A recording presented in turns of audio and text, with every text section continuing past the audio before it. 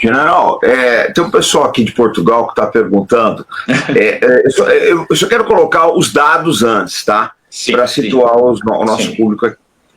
A Stellantis, ela está admitindo cerca de 3 mil funcionários, Volkswagen 15 mil, Bosch 5 mil, Audi mais ou menos 3 mil, Thyssen 11 mil, Michelin em torno de 3 mil, a BASF está construindo acho que umas 10 fábricas na China, a Northvolt, que era um grande fabricante de baterias europeias, fechou, e a Lufthansa vai demitir 20% dos funcionários. Então tem um pessoal aqui de Portugal perguntando o seguinte para o senhor: tem futuro na União Europeia? Como é que vai ficar? Pois com toda essa quebradeira ocasionada principalmente por causa das consequências da guerra na Ucrânia, né?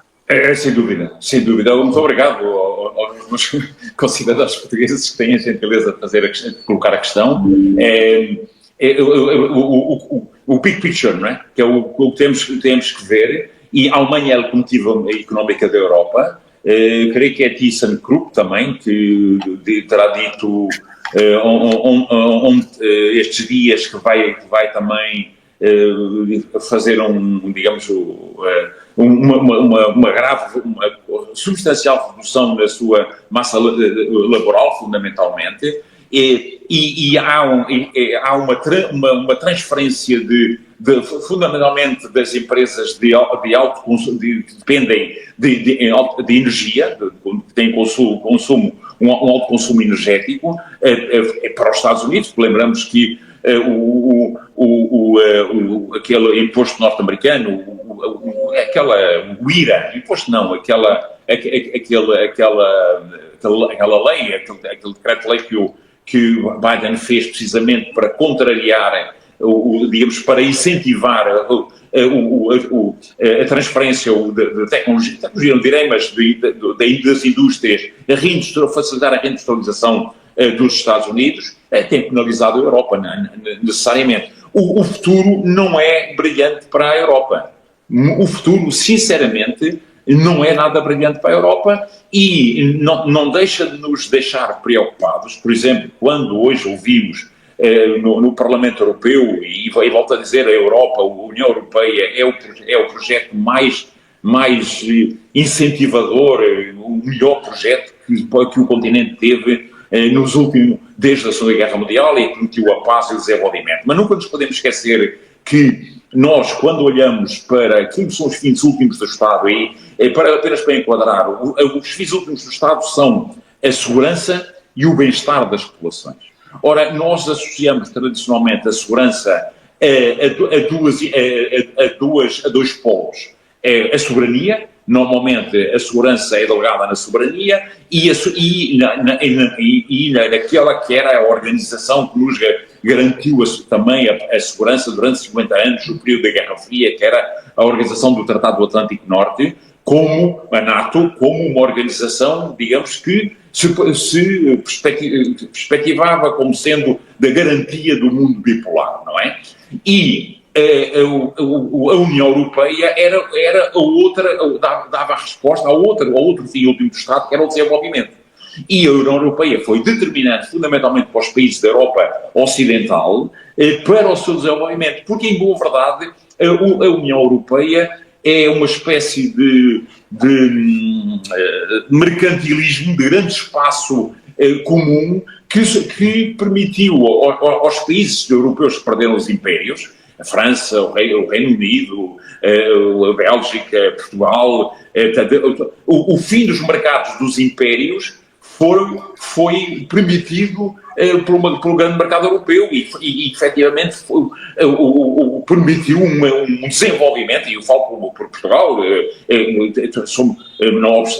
estamos todos certamente de acordo que o Portugal pós-entrada na União Europeia, nos anos 80, e o Portugal anterior são completamente diferentes. Hoje, quando vemos o discurso da senhora von der Leyen ser fundamentalmente orientado para as questões de segurança, mas sem uma orientação estratégica clara, sem um aprofundamento das instituições e sem que a União Europeia se transforme verdadeiramente num Estado, digamos, federado ou confederado, ou, portanto, um Estado que tenha uma estrutura militar ou uma estrutura de segurança e que tenha até uma própria instituições que estejam validadas democraticamente. A única instituição que tem, digamos, que é sufragada é o Parlamento Europeu. A Comissão não é, o Conselho, pronto, naturalmente representa os países, mas a Comissão não é, são um conjunto de burocratas e que têm um poder significativo. E quando ouvimos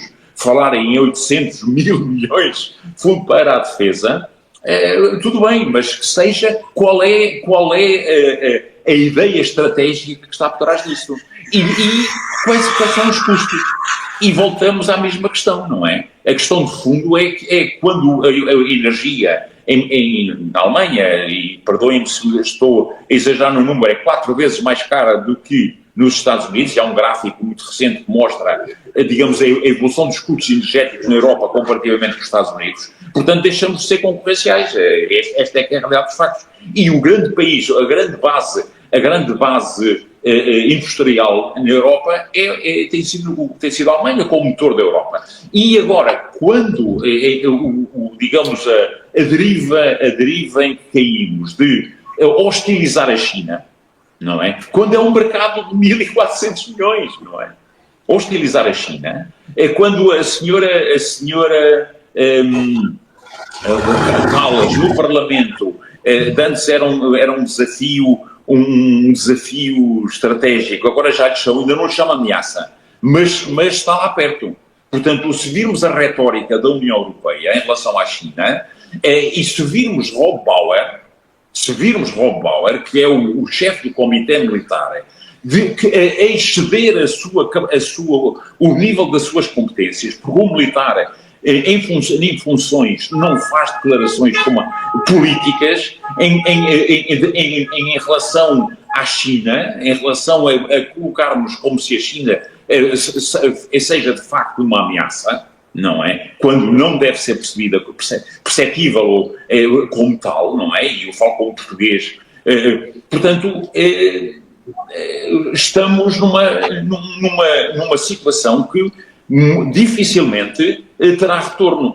Felizmente vai haver eleições na Alemanha e estamos em crer que a população alemã vai penalizar esta senhora Baerbock, não é? Esta senhora, o senhor Scholz e toda esta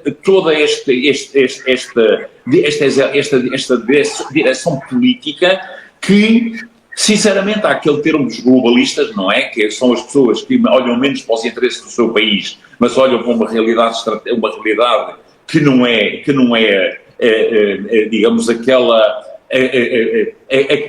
que não é efetivamente aquilo para o qual foram mandatados, porque o que vamos reparando é que depois das eleições rapidamente esquecem de tudo aquilo que disseram e entram numa agenda que é absolutamente estranha, não é? Estranha para as populações, entenda-se, não é? E, em última análise, e com isto concluía, não é? Estamos num ambiente de segurança, um ambiente estratégico, em que se weaponizou, isto é, weaponized, não é? Em que se transformou em meio de coação aquilo que não devia ser meio de coação.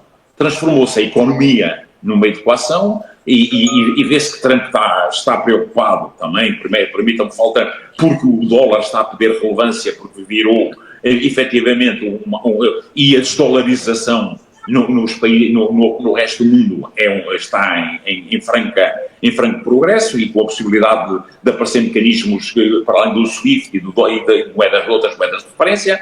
Portanto, vemos o desporto, vemos a cultura a serem digamos, a entrar como instrumentos de coação, quando efetivamente nos parece que, além do mais, é absurdo e depois se transforma em bumerangues. O que a Europa está a ter é o resultado de uma política absolutamente errática e uma política que não defende os interesses da Europa, mas sim os interesses já sabemos de onde, do outro lado do Atlântico, não é? E depois a Europa vai entrar em estado de choque quando o próprio Trump diz que vai impor taxas às importações vindas da Europa, não é?